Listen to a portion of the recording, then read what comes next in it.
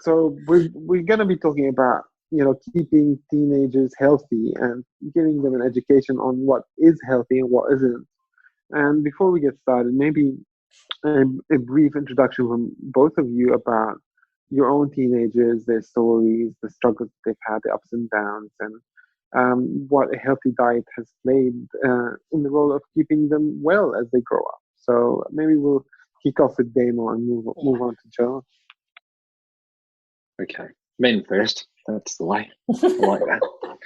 Well, it's just that Joe's told her story many times. Yeah, they've heard mine. You tell yours, Damo. Yeah. Oh, is that the reason? I thought you were just being nice. Okay, fair enough. I thought we were just going to mix it up here a little bit. No. Well, look, my background in food spans 20-odd years. I studied a naturopath back in 1994, 95, and then continued to learn about nutrition and develop philosophies around it and develop, kind of a culture around food that, has evolved enormously since visiting Greece and becoming, I suppose, more involved in an ancestral design around eating, which is what you guys talk about, and I love it. Mm. And so I've been doing that. And so along the way, my approach to feeding and teaching Jackson, who's now about to turn 19, it has changed and grown and I suppose adjusted to, taste buds and flavors and palates as we've kind of played with different foods and removed things and put things in and all that sort of stuff. So it's been a really interesting journey because Jackson, when he was living with his mum, I've got to be honest here, but he was living with his mum wasn't really that well. And when he came to live with Amber and I, we kind of put him into an immersion phase of, okay, so this is spinach and this is, we don't eat sausages here. We're not having chicken Kiev, we're actually having real food. And so we had to teach him all about real food and he loved it. He loved it. So from the age of 8 through to probably, when did you meet him, Joe? Would have been, he was 14, I suppose. Yeah, maybe I think he was about 13 or 14. Yeah. And he was really open to eating all kinds of flavors, all kinds of foods, loved it when we'd travel overseas and really enjoyed understanding, different cultures around food and how to get different flavors out of food and then understanding the benefits of it. So much so that he was like a walking A-frame. He'd go to school and he'd go, oh, that's bad food. You shouldn't eat that. You should eat this. This is what I get given by my dad. And my dad makes me eat this and this is what it's doing for me. And so, he was probably a little bit too evangelical. He'd never been to a wellness summit, but it was like he'd been to a wellness summit. And he would just walk around telling everybody how good food was. And then I suppose the challenges of teenagehood bring around, the need for acceptance and the need to socialize and all of those sorts of things. And so bit by bit, little things started to sneak in from probably 15 or 16 years old. And every now and then we'd find empty chip packets up in his bin, or we'd find empty chocolate wrappers stuffed under his bed, or we'd find, one day I looked through his drawers to, just find out what was going on there, and there was a half-open box of jelly sour things, and I was like, Jacko, what are you doing? How did you go from eating really, really good food, 3 meals at least a day and healthy snacks to where you are right now? He goes, I don't really know how they got there. I don't know how these chips got in my bedroom, or I don't really know how these lollies got here. So it became really, really defensive about it. And so we had to go through the psychology of all of that. So we've gone through all these different phases, and even looking at the symptoms of bad food and then him experiencing the symptoms of the bad food, but then still continuing to eat the bad food, even though he could see that was, a problem. And now he's coming out the other side and he's back eating good, healthy food again. How old is he now? Definitely been a journey. He's about to turn 19. Oh, wow. Yeah, he would be. That's amazing. So did you do anything in particular to turn him around, or was it just time? Well, I used to get a whip and I'd whip him. Tough love. That sounds good, yeah. Don't try this at home, guys. This is experimental. Apparently that's not allowed to be done. Apparently you're not allowed to do that. Apparently that's bad. But I think you're right. I don't think it is allowed anymore. It works. It works. Yeah. But, no, we didn't. I didn't. But I would sit him down and I'd say, Jacko, this isn't good for you. And he'd go, yeah, I know, Dad, it's not good for me. And I'd go, Jack, it's going to be doing this, it's going to be doing that. But there came a period of time where the speed at which Jackson's brain was shrinking was far more rapid than the information that I could provide him that would stick. And so what I learned about that is, there's a process called synaptic pruning where children, particularly boys, lose a large amount of synapses in their brain from about the age of 15 or 16 years old, and it continues to about 26, 27 years old. Really? So, Philly, bad news. Philly's just about to stop losing brain cells, right? First the hair, now the synapses. It's not fair. I know. It's a tough life being a bloke, mate. It's so hard. It's really difficult. Come on, you two. So we lose these brain cells at a rate of knots, and the fastest period of time where we lose these brain cells is from about 15 or 16 through to 18, 19. We lose bucket loads. In fact, our brain shrinks by nearly 25%. So in that time, it's really hard to teach boys stuff that's going to stay forever. So it's got to be the stuff that you teach them in the early days. Like, it's got to be the stuff that they learn. It's got to be their chief operating system. So you can upgrade the firmware. You can upgrade, the muscles. You can do all these things to try and help your boys stay healthy, but it's the stuff they learn before 15 or 16 that's really going to matter. And then some of these kids will find peer groups that support healthy eating, but some of these kids will fall off because they find a peer group that doesn't support healthy eating, or they might not have the confidence to, challenge the convention of, let's go get a $2 Big Mac from Macca's. We'll get two of them for $3 because they're on special or whatever. Because the whole price, they might have that confidence to try to, fit in. Please tell me that the brain cells come back, or whatever they are, the synapses. Well, it's funny because what actually happens is the reorganization of these synapses is the thing that makes guys seem really dopey and really dumb, because they reorganize and they re-synapse based on the things that they continue to do. So if their continual habits are unhealthful, then they'll re-synapse their brain according to the things that they continue to practice. The things that they continue to use, or the things that they continue to, read or watch or listen or whatever else. So, much of the next decade of damage is done in those early, synaptic pruning years. So, all the great work's done. To women? Well, not as much. Not as much. Women, their synaptic pruning kind of begins in their prepubescent years, kind of 10, 11, 12. That's when they, they're really sweet and lovely. They're a little bit ditzy. They giggle lots. And then they fall in love with their... Yep, totally. Fall in love with their dad. They really just want to be around their dad all the time, and they're hanging off their dad, and then they don't like their mum, and then they have their period, and then there's all these things that kind of go wrong from a hormone perspective. Then by about 16 years old, they've sorted most of their stuff out. So the pain for a girl is really somewhere between 5 years and maybe 6 years, but it's probably really only 4 or 5 years. But for boys, it's literally from 16 all the way through to like 26 to 28. So we're talking, so we need to be parented for an extra 10 years more than we think. I knew it. Otherwise, they do. Yeah. I have a 20-year-old. I knew it. He fixed that. It's true. It's true. It's ridiculous. And so, boys, this is what happens. Boys' brains get smaller from 16. Then at 18, they're really like flying off the handle, but they get their license, they learn to drink, they're able to vote, they leave home and go and study at university. And so the boys just get into so much trouble, and it's the most dangerous time of a boy's life, during that period of time, because they just don't think straight. And so that's part of the issue. Interesting.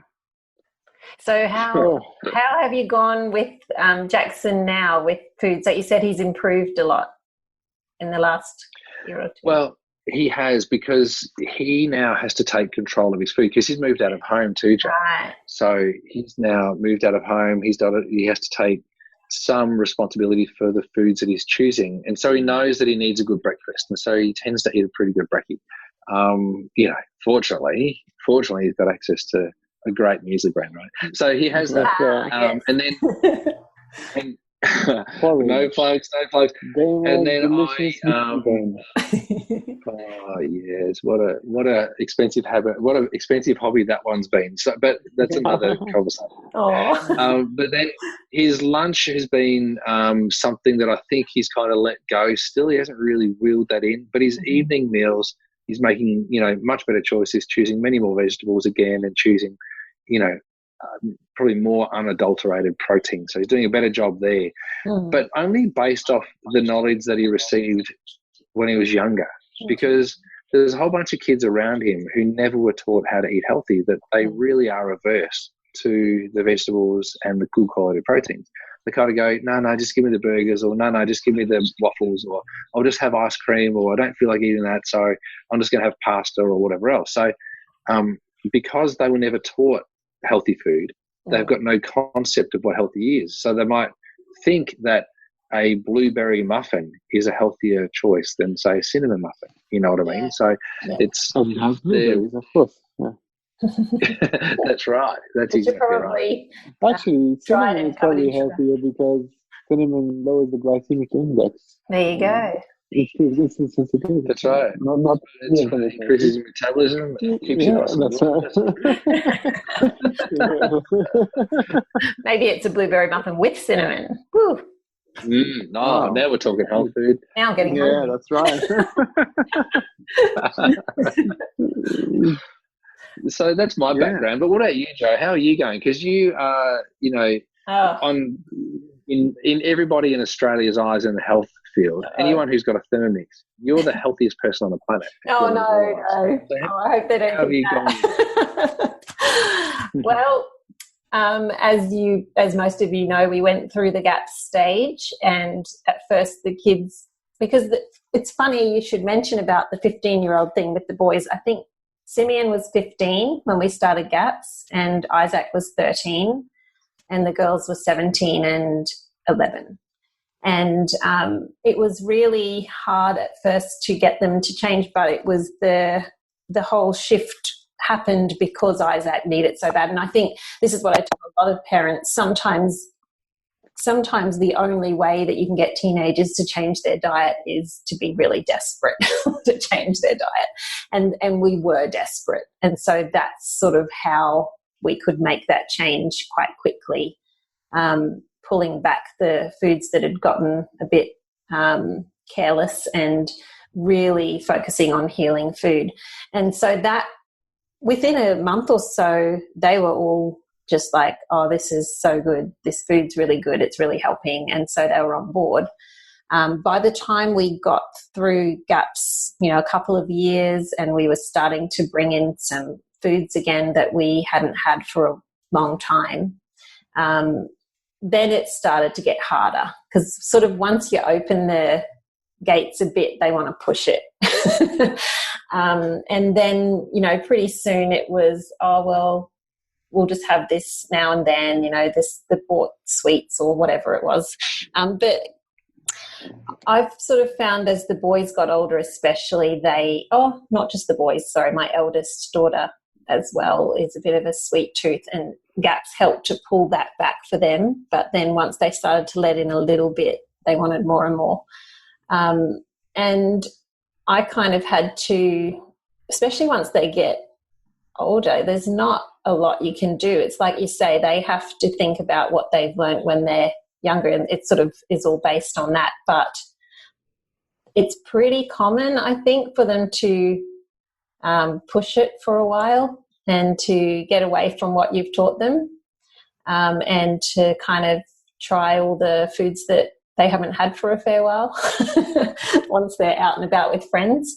And so we've had lots of ups and downs where Isaac has really suffered because he's let things come back in that he really can't cope with, and Simi and India. But I think what I've always tried to do is remind them at the right time, not sort of in a time of stress.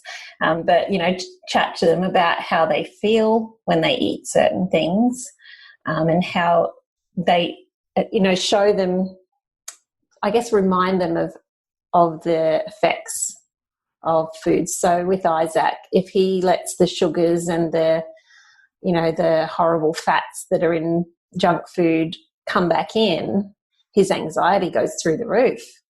And he knows that. So he knows to pull back. But as a parent, of kids with licenses and jobs and they're older teenagers, it's difficult. Like, you pretty much have to just say, how this food is affecting you. And I'm not gonna buy it for you. So please don't buy it. But yeah, they make their own decisions. But they've done pretty well. Mostly they eat well, but yeah, there is definitely things that have crept in over the last few years. So yeah, this is something that we all go through, definitely. I think I think it's a fear, isn't it? Like, it's a fear, yeah. Joe and Phil. Like, it's a fear of anybody who's in the health field that their kids might go back to eating the stuff that you really hope that they don't eat. But the reality is that society's kind of established in a way that, because culturally food's so important for us all, depending on the social groups that we hang with, or depending on what we get involved in from a work perspective, or what our kids end up deciding to do from an education perspective, and then what's their earning capacity, that's going to determine much of the decisions around their food. And we've kind of got to almost be okay with the work that we did in the early years, and letting them fly, letting them kind of work it out and go, I've got it. And I love to hear that your children pick up on the signals and then go, I don't feel good. I better pare that back. I better, pull back from that because it's not making me feel good. But it's not the same for everyone. No. And that's the thing, like you said, you've got to build that foundation while they're young. Otherwise they don't have that to fall back on. And I know with Cassia, for instance, she's 15 and a half. She started to get a little bit of a sore throat and a bit of a cough a few days ago. So every meal she'd go to the fridge. I always have broths and stocks that I'm always making and keeping in the fridge to use. And every meal she'd go to the fridge for breakfast, everything, and heat up some broth before she had anything else. She'd have a cup of broth because she knows that helps, because we found that out with GAPS. And some meals, that's all she'll have until she feels better. So, and I didn't tell her, go and have some broth. She just did it. So it's good to see how they have learnt. And sure, they go and buy a chocolate now and then, or a packet of chips or something like that. And then, when they feel sick, they go, oh, okay, I shouldn't be eating that. So, yeah. Yeah. Yeah, but you know what, Keith, and this is what's really interesting from me, and Damo, what you were saying about people in the health field get really scared that their kids are going to start eating the food that they know is bad for them. And to me, this is really interesting because, like, I would sort of go, oh, how am I failing with my daughter? Because, like, now she's eating a lot of potatoes or something like that. But there's something that's really worth noting, especially with the story of both your kids around, say, eating chocolate or those lollies that you found for Jackson. And what's interesting about that, I was watching this episode of Star Trek just a while ago, and this alien was talking to someone from Earth. It was, you're funny human beings, you've had food in abundance for like hundreds and hundreds of years now, but you still seem to be eating too much, and you eat it very, very quickly, and you haven't sort of stopped doing that habit. And now when I look at this food that is like this junk food that's available, it's not really rational what's going on when people make the decision to go and eat it. They're not doing it out of any kind of rational decision. It's completely on impulse and on instinct, because that food is designed to create, a lot of pleasure for the human body. So when people are going to, it really is, and it talks to a base instinct within the mammalian body to seek this pleasure out and have these foods. So it's not a problem in education. It's a it's really, the problem is in the food industry putting this food that is unnatural out there and making it so widely available and so cheap without any regulation, that this food all of a sudden has been accepted into our diet as normal, and now it has to compete with something that is less pleasure causing for us. And we say, good food makes you feel great, so that's the a reward in itself, and it's true. But for that moment when you're having an Oreo or something like that, you're feeling like you're just in heaven, like it's the short-term pleasure. It's true. It really is. And I feel that that's sort of a thing that we're not really looking at it from the perspective of just the biology being hacked by the industry, because at the end of the day, the education is going to take people far enough, but if they're surrounded by things that are just everywhere and it's become the norm, it's going to be very hard to fight them. It's just going to be very, very difficult, I think, as time goes by, especially. It's true. I often find it's the 12th Tim Tam that makes me feel sick, but all the other ones are fine. That's what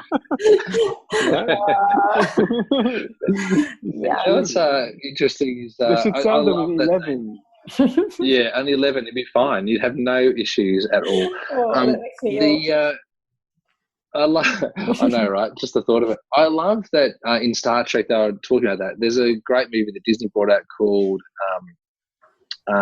Wall-E. I'm not sure if you ever watched Wall-E. It was a cartoon. Yeah, it was a good one. And Wall-E, it was a cool one, right? So they had Wall-E and Earth. All the humans did a bad job with Earth. It's amazing. Disney seems to predict so many good things. So, and we all had to leave Earth because there was a big war and there was too much rubbish and nothing would grow on Earth. And Wall-E's job was to go down from the spaceship that was circling Earth, where all of the humans were, and he had to go and find, light and fresh air, and had to see if there was any life on Earth that might grow. And then eventually one day he finds something that grows, and everything's all really good. But back on the spaceship, everyone on the spaceship is eating the same food, and as a result of everyone eating the same food, which just happens to be like a processed smoothie, and they can select what flavor they want it to be. So that could be cheesecake, it could be donut flavor, it might be roast pork with chips, or it might be whatever else. They all look the same. And I think this is a really important thing to consider, because when you look around, when somebody's body goes beyond healthy, people start to look the same. Like everything starts to stretch out of proportion, the face shape changes, the body shape changes, there's a morphology issue. There's a health issue. And so Disney's predicted this, in that the more of the same food we consume that's of poor quality, the more of the same problems and issues that we'll face. So the messages are kind of there, but almost hidden in their delivery. And children are somewhat aware of that. They look around, they see that sort of thing. But you're not allowed to judge anymore. You know what I mean? Like you can't say, oh, that person's fat, or you can't say that person's skinny, or you can't say, that person's unhealthy or whatever else. You can't say those things. There's no ability to judge. So there's no real reference point for people anymore. So they just kind of go, well, this is the new normal. And so much so that it's only then when things start to fall apart, we think about the obesity statistics in Australia now, with Queenslanders being the fattest people in Australia. Oh, Did you know really? that, Joe? No, I didn't. You're holding them all back. You're holding them all back. Sorry. You're skewing it in the other direction. That's what's going on. So much so they're looking to implement changes, or they're shouting, calling for changes to advertising. They think that the problem's advertising, or they think that the problem is, influence on the children, who are then making bad decisions. But it's not. It's the parents. It's the parents who are making the bad decisions, and then not educating their children and not prioritising or channeling funds in the right direction for healthy food. So it comes back to the design of the meals that we're creating for our children at a young age. Not necessarily what they see, it's what they learn. Yeah. And those formative years of the bodybuilding itself really are so important, that the highest quality material you can use to build the kid's body is available to them. later on they can, after they're 18, 19, 20, they can sort of go through ups and downs in their diet, and when they're old enough to sort of really know the difference and they go back to eating healthy, if they had a good foundation, they'll be built really well compared to a child that's brought up eating the junk food and all the lollies, and that's their main nutrition source. Yeah, we see that with gut health. If children are eating well from the beginning, and mum was eating well from the beginning, they can handle a bit of, leeway with food maybe when they're older, and it's not as big a deal. But yeah, goodness, when I know we've really struggled with gut health, and the slightest, getting off track with food makes a really big difference for us. It does. Can I maybe just throw a little bit of something else into the mix? Do it. Because I think that the food component's one thing, but there's there's the ceremony around food that I think is really important. So you can feed your children really healthy food on the run, and they may not learn a whole lot about the food. And so if you feed them salads or whatever else when they're little kids in the car and they drop, lettuce on the floor or whatever else, and there's no mindfulness about the food, then the behavior around food or consumption of food is on the run. So the way in which people will fuel themselves on the run is with fast food, not with the preparation. Yeah, that's a good point. Meal. So there's a cultural component around food. So sitting around at a dinner table, sitting around at a food table for breakfast, for lunch and for dinner, taking time to actually sit and enjoy and have conversation, and to build that ceremony in around food. When you look at the cultures around the world that seem to do really well with food, and I suspect that some of the cultures within the Middle East and some of the cultures certainly within Europe, if we look at the Koreans and the Italians, they do really well from a family perspective with their food. And those people that are healthier and living a long time, they have a ceremony around food. And I think that's an important part. I think also I really noticed that in Spain.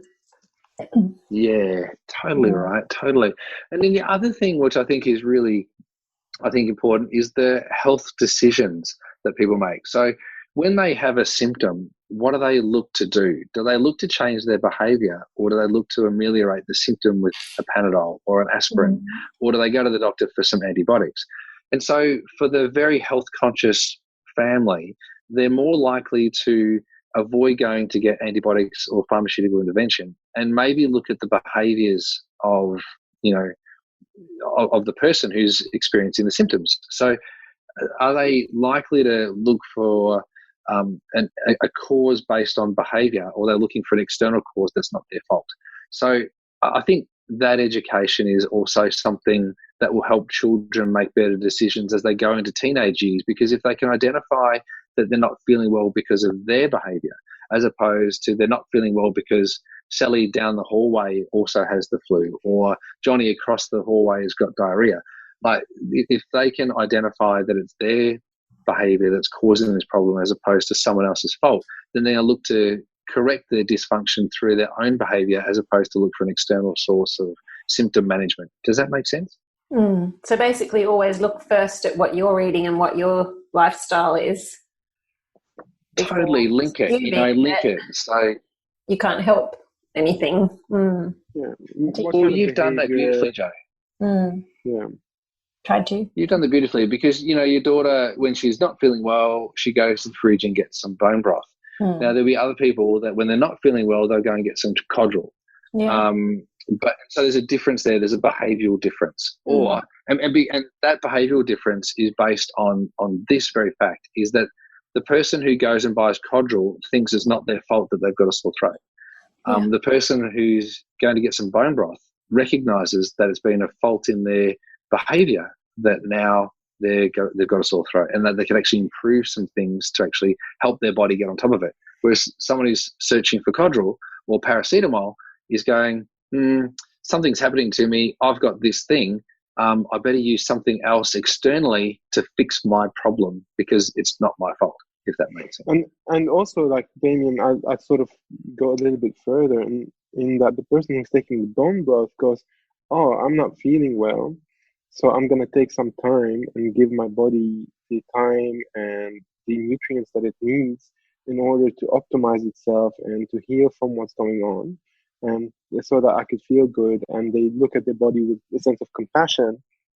But the person who takes Codral is going, oh my God, I've got 1,000 things that I need to do, and my body's I've got to standing in the soldier way, on. and and I've got to be able to take that stuff to do it against what my body needs, you know, That's and so that true. creates also, yeah, different perspectives. Exactly. There's a mindfulness, isn't there? There's an awareness of your body and a love for your body, as opposed to just an expectation that your body can handle whatever you throw at it. Oh, sorry, I've got a croaky throat here because I just coughed, and that's because I do have a little bit of a cough, being completely honest. But I posted about it on Instagram, and I said, you know, when I feel a bit under the weather, I go to bed and I rest, and I talked about the things that I do. And I don't soldier on, which is like the catchphrase of our society. Soldier on, take this medication, soldier on. I said, I don't. I rest. My body's telling me that I have to rest and I have to, you know, get back to nutrient-dense foods. And a lot of people said, thank you so much for saying that, because we feel like in our society we have to keep going, and that it's almost like we're just being lazy if we pull back and have a rest. It's funny, isn't it? It is Caring amazing. for sick people and being sick has been like one of the things that our human beings have always excelled at. Like we used to, like if someone would be sick, they would be looked after, cared for by their family, by their tribe. They weren't forced to do things because everyone got sick and they understood what it meant to be looked after and to recover. But now, because of the need for money and so you don't get stressed at work, and because you can't really get on top of the work at home and things like that, it creates a lot of pressure.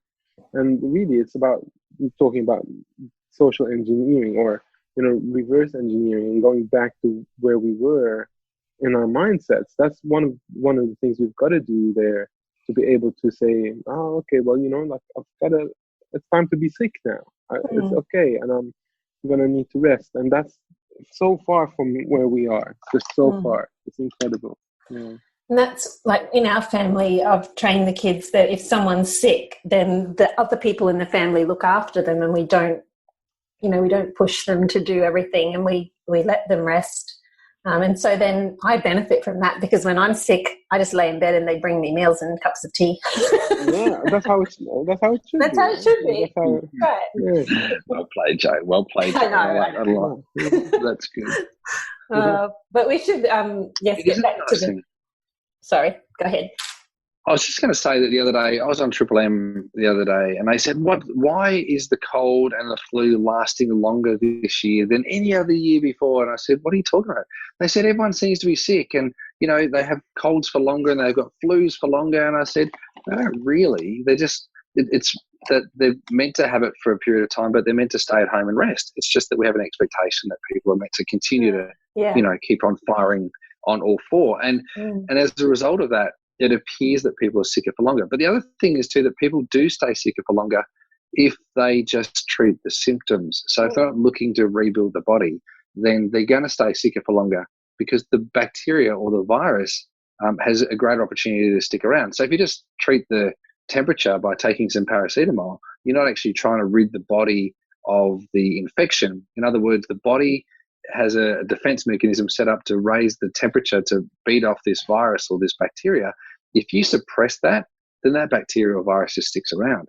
So it will last longer depending on the way in which you manage it. So going back to, what you guys might do in your family, Joe, is you might all have some bone broth and then nourish and nurture each other as you're resting to let your body heal again. That's very, very different, where you might throw a packet of paracetamol at someone to manage their symptoms and a box of Kleenex to wipe their snotty nose. Like, it's a really different approach there. Yeah, totally.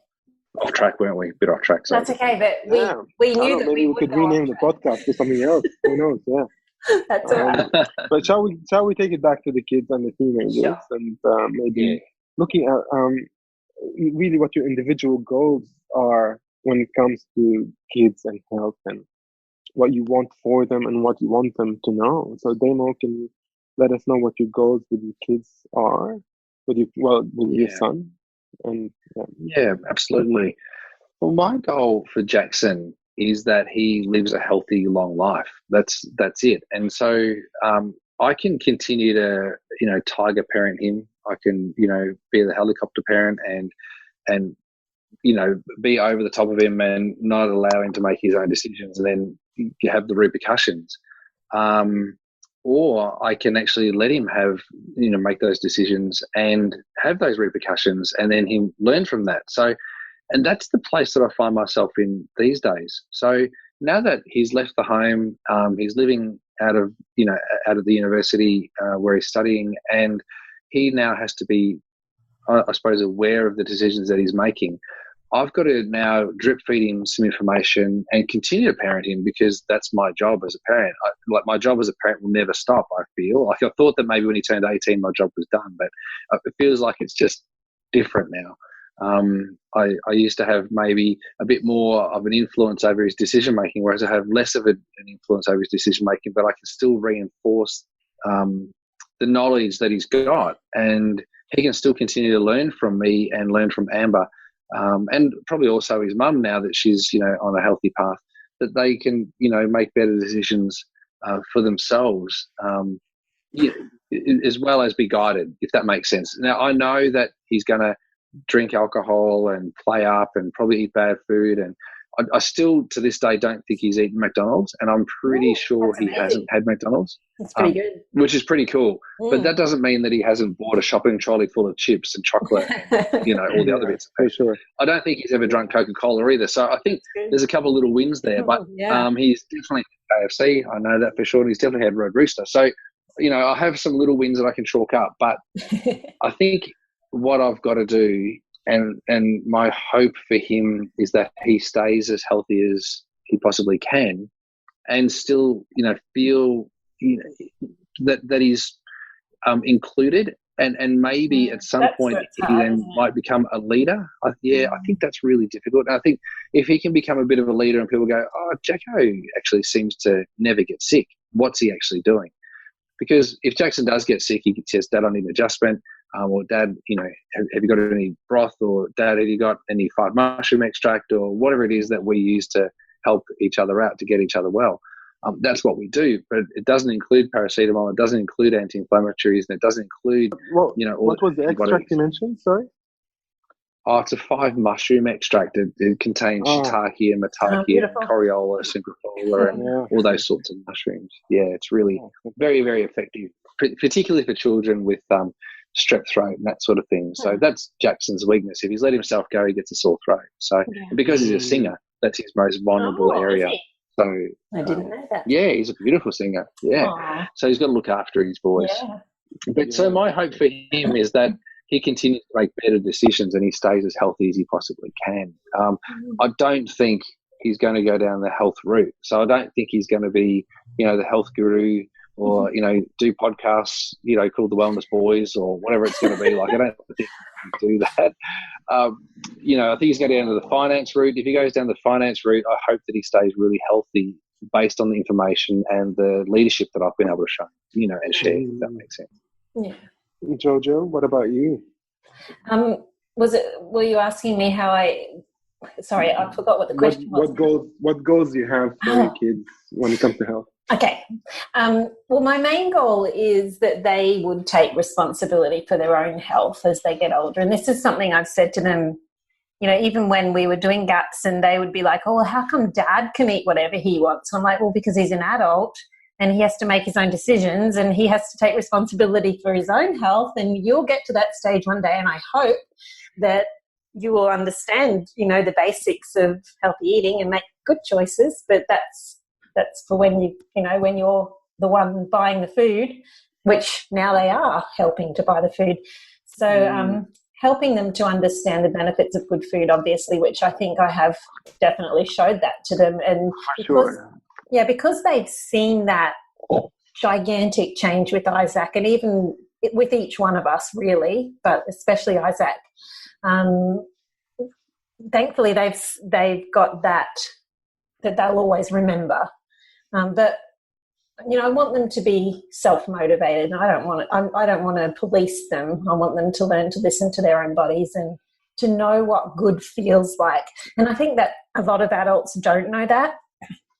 They don't know what it feels like to be healthy. They've always had trouble with constipation and headaches and whatever. And then maybe later in life they have a health kick or whatever, and they start learning about good food and they start changing the things, and they think, oh my goodness, I never knew you could feel this good. Well, you kind of said that with your story, right, Fouad? Once you changed your diet. But I want them to know that from really young how it feels to feel well, so that that's their goal, to go back to that if they start to get away from it.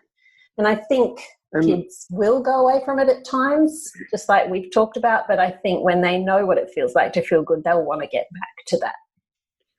So how do you emotionally deal with it when your kids aren't eating well? Like, do you go to like self-blame or stress? How do you deal with it? I think when it's just a little bit here and there, I sort of feel like, well, that's going to happen, and I will, I'll make a comment and sometimes say, hey, Isaac, you shouldn't be eating that. It's not going to make you feel well, or something like that. But I think it's when I see that it's happened too much, if it gets... And it's starting to affect them as well. And it's starting to affect them, then I get upset and I'm just like, better than this, and now you're going to get sick, and, and I have to be careful not to get too emotional, I think, because I remember India saying to me once, Mum, can you please not mention healthy eating and hassle my friends when they come over and my cousins? I'm like, I don't.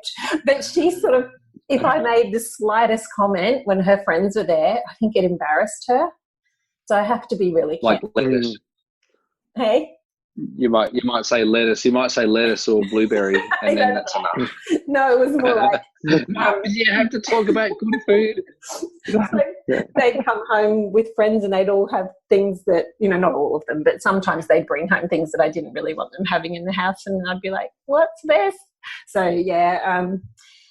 it is tricky, but I try to keep it very calm and unemotional and just factual. Try to. Great, thanks, Joe, for that answer. So I'll move on to another question here. We've got this question which I'm really interested in hearing the answers for. Damon, what things do you wish you had known or listened to as a teenager about your health or your body or the food that you ate? Oh, food. Isn't this just like a 30-minute podcast? True. You might get to part 5 after a while. I knew nothing about health.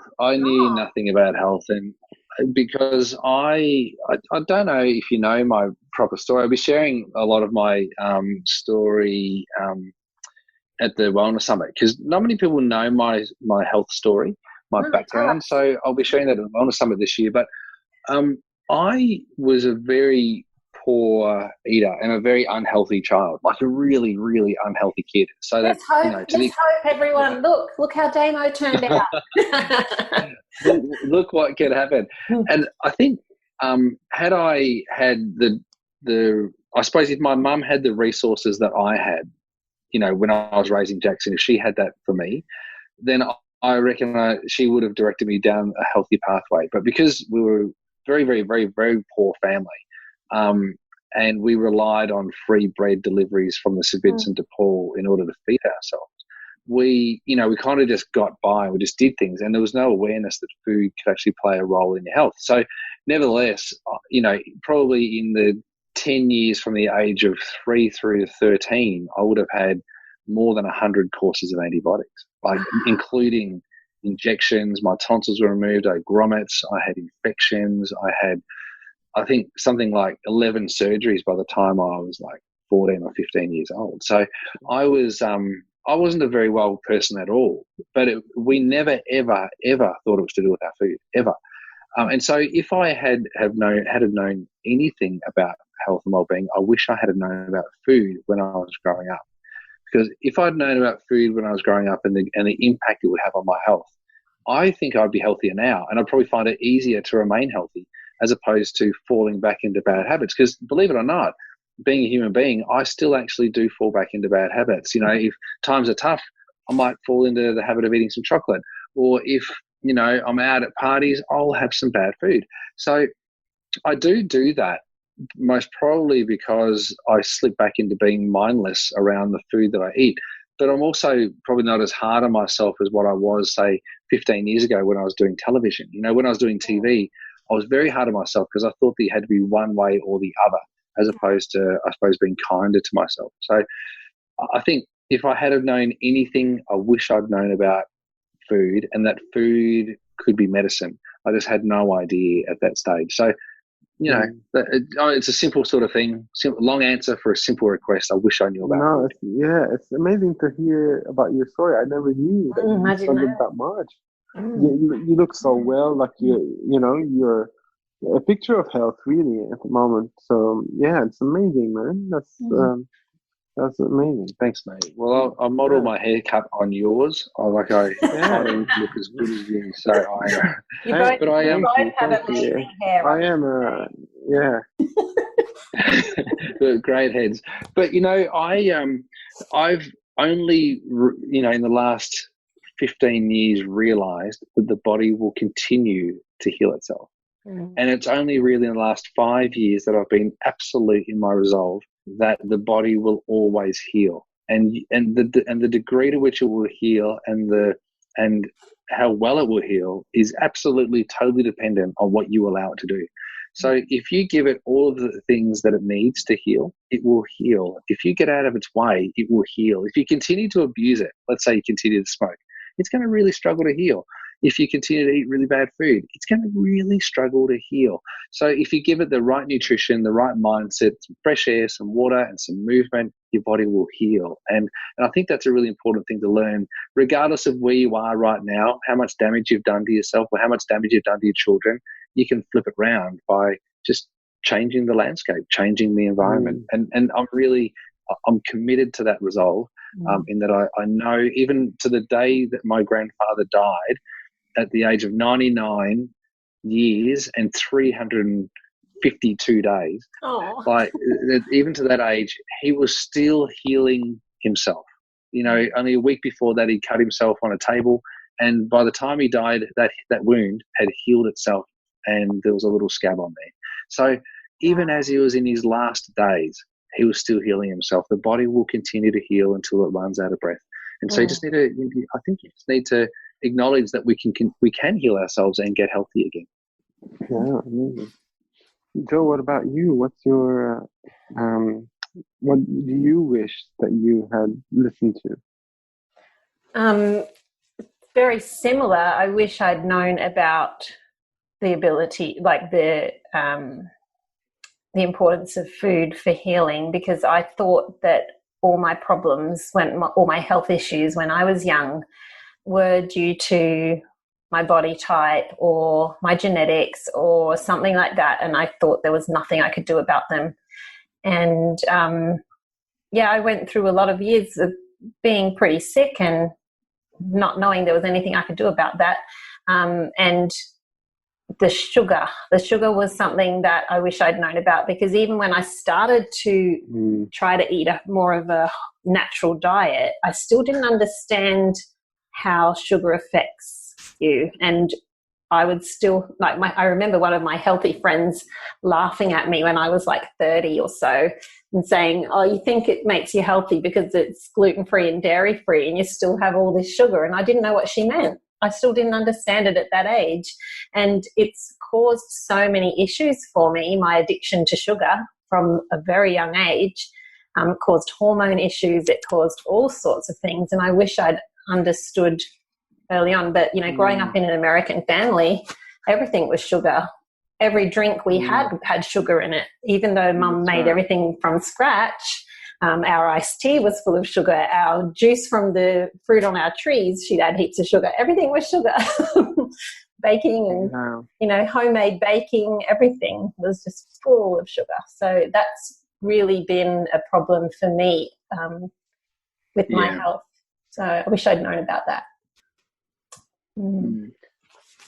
Well, guys, we're coming up to an hour, so maybe we'll leave it there. I mean, we did go off course, but it was great. It was really nice to get into this conversation with you. And Damon, thanks for coming on the show again. And we'd love to have you again and again. So such a pleasure, such an honor to be invited on your show. I really am grateful for it, and thank you for letting me share. Maybe I ranted. I'm sorry if I ranted. No. We all did. So it's hey Damon, do you want to tell us about Vida, Forage, and the Wellness Couch? So before you go, yeah, I'd love to. Well, I mean, you guys are part of the Wellness Couch, and it was something that I started with Lawrence Tam and Brett Hill many years ago, and I've let go of the reins there, and my great friend Marcus Pearce and my great mate Brett Hill are continuing to run the Wellness Couch, which is great. So that delivers lots of events, and the Wellness Summit's coming up, which is really exciting. I think they're going to do a really good job of it again this year, and I'm sure they'll sell it out. Looking forward to seeing you guys there. We're not going to be there. And then. Oh, you're not going to be there? Oh my gosh, that's a shock. You'll have to have lots of fun for us. I've got to pick myself up off the floor. I didn't realise you were not going to be there. Sorry for the bad shock. That's going to be different. What a shame, but that's all right. It'll still be a great thing. I'm sure. But I've got my practice. I'm a chiropractor mainly. I don't do many nutrition consultations these days. I find that there's a lot of great nutritionists around. I work very closely with Steph Lowe, Steph Lowe from the Real Food Real. So I do a lot of work with her. Her husband works with me as a chiropractor, and she literally is 50 metres around the corner. So we've got a really great collaboration going on there, which I love. Awesome. So I do that, and then of course I've got Forage cereal, and Forage is my hobby. It's my expensive hobby, but I love it. It's a really great muesli range, breakfast range that people can choose and know that it's really, really good quality and really healthy for them. It's part of a healthy diet. Just saying. Thank you, Joe. And so I've got that, and so and then I speak around Australia. So I've got the DamianKristof.com website, and that links to foragecereal.com, and it links to VitaLifestyles.com, and so people can find me there, and I've got lots of videos and information all over the place, so that people can get access to me in those spaces. Cool. Well, if you have any links to anything coming up that you want us to share, let us know, because we can put that on the show notes as well. All right. Thank you. I'm heading up to Queensland in a couple of weeks' time to do a Gut First seminar, but it's not far north Queensland where you are, Joe. It's just I'm going to. It's just at the start of the Sunshine Coast, so it's just like 2,000 kilometres south of me. It's about 2,000 kilometres north of me and 2,000 kilometres south of you. In the middle. Exactly. Yeah. But cool. I'm doing a talk on gut first and how the gut and the brain are connected neurologically. So, we talk about the gut-brain connection. Often we talk about serotonin, we talk about the neurochemicals. But I talk about how and why, and then how do we influence it, not only through food but through thought. And I think that's also really important. How do we control our tongue through thought? That's cool. That's good. That's awesome. Thanks, guys. Well, thank you. We'll be back again soon for another podcast. And in the meantime, have a great fortnight, and we'll see you soon. Thanks, guys. This has been a production of TheWellnessCouch.com. Check us out on Facebook and join in the conversation on Facebook.com/The Wellness Couch. Subscribe to each show on iTunes and check us out on Twitter. The Wellness Couch, streaming wellness into your lives. Whilst the Wellness Couch presenter endeavor to provide accurate and helpful information to their listeners, these podcasts cannot take into account individual circumstances and are not intended to be a substitute for health and medical advice from a qualified health professional. You should always seek the advice of a qualified health professional before acting on any of the information provided by any of the Wellness Couch podcasts.